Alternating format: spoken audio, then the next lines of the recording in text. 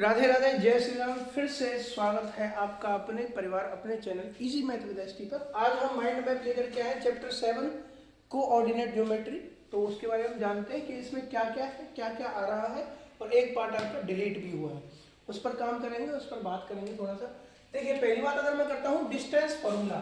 Distance formula मतलब अगर मेरे को एक लाइन दी हुई है पी से क्यू तक, तो ये जो लाइन है ना, ये पूरी, इसका अगर मैं डिस्टेंस निकालूंगा तो ये कुछ इसका डिस्टेंस होगा, जिसमें x2 माइनस x1 का होल स्क्वायर, ये x1 और x2 हो गए, ऐसी y2 माइनस y1 का होल स्क्वायर, और ये अंडर रूट, मतलब एक पूरी पी क्यू तुम्हारी लाइन हो गई।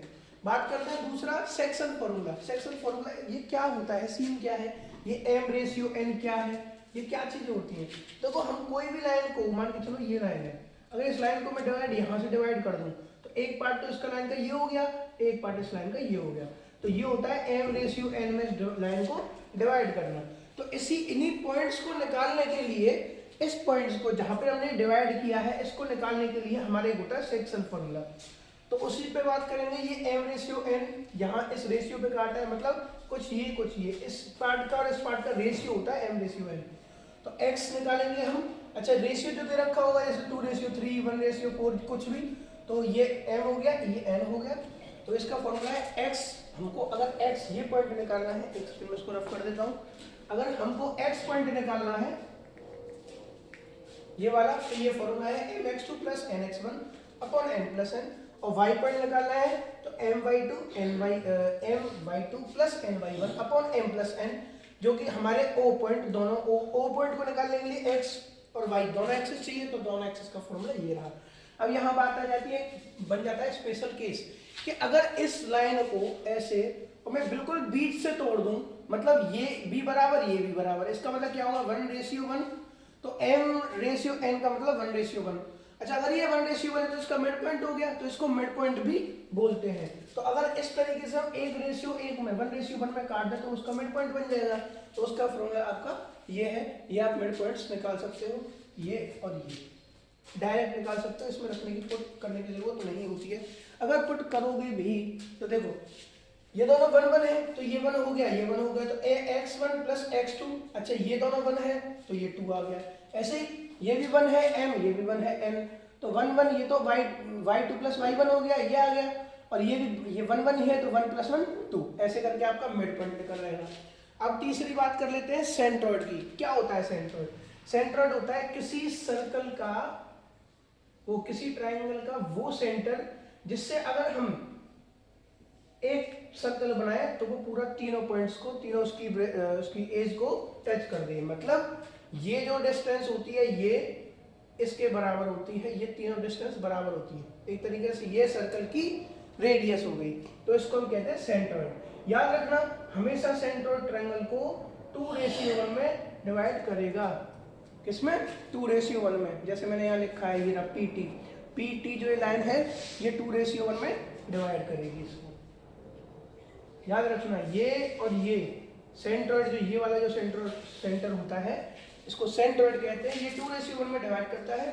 तो जब हमको सेंट्रॉइड निकालना हो तो ये फॉर्मूला है। सेंट्रॉइड मतलब ये ओ सेंट्रॉइड निकालना हो जिसमें x और y दोनों चाहिए, तो x1 x2 x3 upon 3, x1 x2 plus x3 upon 3, y निकालना हो y1 plus y2 plus y3 upon 3, ये तीनों प्लस में है। ये कहाँ से आए? ये पॉइंट पी क्यू आर के ही है, x1 y1 x2 y2 और x3 y3। चलिए, ये जो पॉइंट आ गया आपका t, हाँ ये भी आप याद रखना कि जब कोई लाइन सेंटर से होकर निकलती है तो उसका क्या बोलते हैं? मिड पॉइंट निकालते हैं। ये उसका, ये जो t होता है इसका मिड पॉइंट भी हो गया, ठीक है, ये इसका t मिड पॉइंट भी हो गया। इस आप यहाँ से t निकाल लो, यहाँ से पता चल जाएगी ये पॉइंट आपके। इसको वैसे आपको इसकी जरूरत होती भी नहीं है, आप सीधा ही निकाल सकते हो, इसको रहने दो, आप सीधा ही निकाल सकते हो। तो ये आपका x और y आ गया। अब लास्ट चीज बात करते हैं, एरिया ऑफ ट्राइंगल। तो देखो, एक एरिया ऑफ ट्राइंगल डिलीट हो गया है, इसको मैं एक बार बता देता हूं आपको। हाँ जी, बिल्कुल सही। तो एरिया ऑफ ट्राइंगल जो है वो डिलीट कर दिया है। मैं उसको बता देता हूं कि क्या है ये एरिया ऑफ ट्राइंगल। इसका मैं फिर भी फॉर्मूला आपको, इसको मैं रफ कर रहा हूं और इसका मैं पूरे का फॉर्मूला आपको बता दूंगा कि ये क्या है। देखो क्या क्या होता है area of triangle? Area of triangle, area of triangle होता है 1/2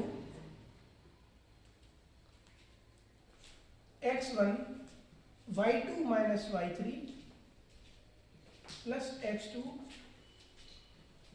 y3 माइनस y1 प्लस